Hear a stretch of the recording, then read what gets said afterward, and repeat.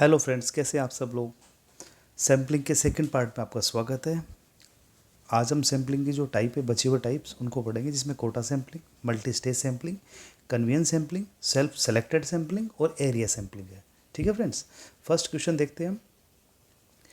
First question है Kota sampling. ठीक है, निर्दिष्टांत निर्देशन के लिए निम्न में से असंगत को छांटिए। ठीक है, तो कोटा सैम्पलिंग के लिए क्वेश्चन है।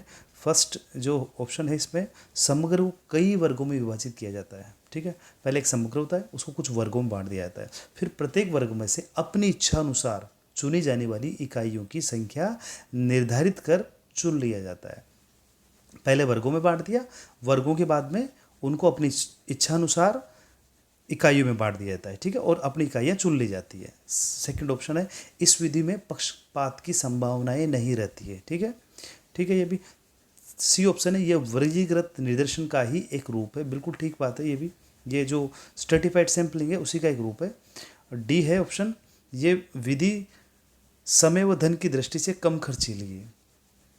ठीक है फ्रेंड्स, तो ये डी ऑप्शन इसमें ठीक नहीं है। ये समय और धन दोनों ही दृष्टि से ज़्यादा खर्चीली होती है, क्योंकि सबसे पहले बड़े वर्ग जो होते हैं उनको छोटे पार्ट्स में बांटना होता है। ठीक है, और फिर उनमें से इकाइयाँ चुननी होती है, और तो इस तरह से ये ज़्यादा उल्टा ज़्यादा ज़्यादा ज़्यादा टाइम लगता है, इसके अंदर से समय भी लगता है ज़्यादा और खर्चा भी ज़्यादा होता है।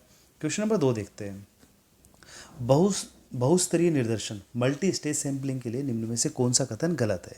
इस विधि का प्रयोग बड़े क्षेत्र में निर्देशन निकालने के लिए होता है। बिल्कुल ठीक है, जो बड़ी एरिया होता है उसके लिए मल्टी स्टेज सैंपलिंग का प्रयोग किया जाता है। सैंपल का चुनाव कई स्तरों से गुजरने के बाद किया जाता है, इसलिए इसे मल्टी स्टेज सैंपलिंग कहते हैं। बिल्कुल ठीक बात है, इसमें कई सारे स्तर होते हैं, फाइनली लास्ट में जाके उसका चुनाव किया जाता है। एग्जाम्पल के लिए मैंने एक लाइन बनाई हुई इसमें। सी ऑप्शन देखते हैं। इस विधि से किसी बड़े नगर के अध्ययन हेतु पहले उसे वार्डों में बांटा जाएगा। पहले नगर था, नगर को वार्डों में बांटा, जो क्षेत्रफल और जनसंख्या से समान हो। मतलब इस तरह से वार्डों में बांटे कि जो बांटे हुए जो वार्ड है उनकी जनसंख्या और क्षेत्रफल लगभग समान हो। ठीक है, प्रत्येक वार्ड में से हाउस होल्ड का चयन करके उसके बाद परिवारों का चयन रैंडम सैंपलिंग के आधार पर किया जाएगा। समझ रहे हो, पहले नगर था, नगर से वार्डों में बांटा, वार्ड से आपने हाउस होल्ड्स का चयन किया। ठीक है, हाउस होल्ड्स का चयन करने के बाद में आपने जो हाउस होल्ड के जो परिवारों का चयन किया है ना, वो रैंडम सैंपलिंग के आधार पर किए जाएंगे। उसके बाद परिवार में से एक व्यक्ति को अध्ययन के लिए चुना जाएगा। समझ रहे हो, पूरे जो नगर, बड़े नगर का अध्ययन करने के लिए जब हम अध्ययन करेंगे तो रैंडम सैंपलिंग में फाइनली हम कुछ लोगों का अध्ययन करना होगा, तो इतने बड़े स्तर से उसको शुरू करके और फिर मल्टी स्टेज में से बना करके फिर व्यक्ति को चुना जाएगा। ठीक है फ्रेंड्स, डी ऑप्शन है, उपरोक्त सभी विकल्प सही है। तो इसमें तीनों जो ऑप्शन दिए गए हैं तीनों सही है, तो 2 का राइट आंसर डी हो जाएगा। ठीक है फ्रेंड्स, नेक्स्ट क्वेश्चन देखते हैं। कन्वीनियंस सैंपलिंग या सुविधाजनक निदर्शन के लिए निम्न में से कौन सा कथन गलत है। ए देखते हैं, निदर्शन का चुनाव अध्ययनकर्ता की सुविधानुसार किया जाता है। ठीक है, बी है, अध्ययनकर्ता को सैंपल का चयन करने से पूर्व इकाइयों से संपर्क करने की सुविधा, स्रोत सूची की उपलब्धता की छूट होती है। ठीक है, मतलब ये इकाइयों का, जिन इकाइयों को चयन करना चाहता है ना, उन इकाइयों से संपर्क कर सकता है।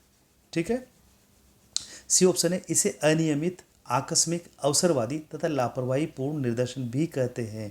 अच्छा, इसको अनियमित, आकस्मिक, अवसरवादी और लापरवाही पूर्ण निर्देशन क्यों कहते हैं? बिकॉज इसमें जो अध्ययन करता है ना, उसको बहुत ज़्यादा छूट दे दी जाती है, उसको बहुत ज़्यादा उसके कंफर्ट के हिसाब से उसको ज़्यादा इंपॉर्टेंस दे दी जाती है। तो उससे क्या होगा, पक्षपात की संभावना बन जाएगी। उसके जो सोच है, उसकी जो खुद की थिंकिंग है, वो थिंकिंग, वो जो अनुसंधान के लिए जो इकाइयाँ तय की गई है ना, उन पर उसका प्रभाव आ सकता है। तो पक्षपात की संभावना रहेगी और वस्तुनिष्ठता की जो संभावना है वो भी कम हो जाएगी। समझ रहे हो, मतलब वस्तुनिष्ठता भी प्रभावित होगी इससे।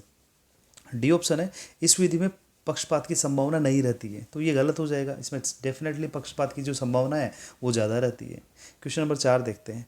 स्वयं चयनित निर्देशन सेल्फ सेलेक्टेड सैंपलिंग के लिए निम्न में से कौन सा कथन गलत है। इसमें निर्देशन का चुनाव नहीं किया जाता है, बल्कि संबंधित व्यक्ति स्वयं ही सैंपल में सम्मिलित होने का प्रस्ताव रखता है। बिल्कुल ठीक है, अगर कोई साबुन कंपनी ये जानना चाहती है कि उसके साबुन को कितने लोगों ने पसंद किया, तो वो समाचार पत्रों के माध्यम से या रेडियो टेलीविज़न के माध्यम से घोषणा करवा देते हैं कि साबुन के बारे में राय अमुक पते पर भेजें।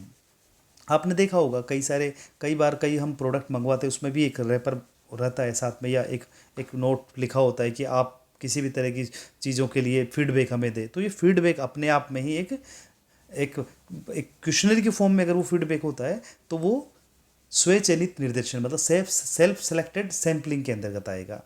ठीक है। सी है, इसमें लोगों के लिए प्रश्नावली समाचार जो पत्र है उसमें प्रकाशित करवा दी जाती है। कई बार होता है कि न्यूज़पेपर्स में भी जो क्वेश्चनरी है उसको प्रकाशित करवा दिया जाता है। जिनको जो इंटरेस्टेड लोग होते हैं, जो खुद सोचते हैं कि हम सैंपल का हिस्सा बनना चाहते हैं, वो लोग भर के उसको वापस जो जो पता होता है उस पर भेज देते हैं। ठीक है फ्रेंड्स, उपरोक्त सभी विकल्प सही है। तो जो 4 है इसका जो राइट आंसर होगा वो डी, इसमें सभी विकल्प ठीक है। क्वेश्चन नंबर 5 देखते हैं, एरिया सैंपलिंग। ठीक है, क्षेत्रीय निदर्शन के लिए निम्न में से कौन सा कथन गलत है? तो ए होगा, इस विधि में समग्र को सबसे पहले छोटे छोटे क्षेत्रों में विभाजित करते हैं, तत्पश्चात संपूर्ण क्षेत्र का ही अध्ययन किया जाता है। पहले छोटे छोटे जो पार्ट है उसमें पूरा जो क्षेत्र है, वो जो ज्योग्राफिकल एरिया है उसको छोटे छोटे एरियाज में बांट देते हैं, उसके बाद सारे क्षेत्रों का अध्ययन किया जाता है। इसमें ऐसा कुछ नहीं कि उसमें से भी रैंडम सैम्पलिंग या किसी और जो जरिए से हम सैंपल का डिसाइड करते हैं। जो छोटे छोटे एरिया है वही अपने आप में सैंपल होते हैं। इसमें इकाइयों के एक समूह का अध्ययन किया जाता है, इसलिए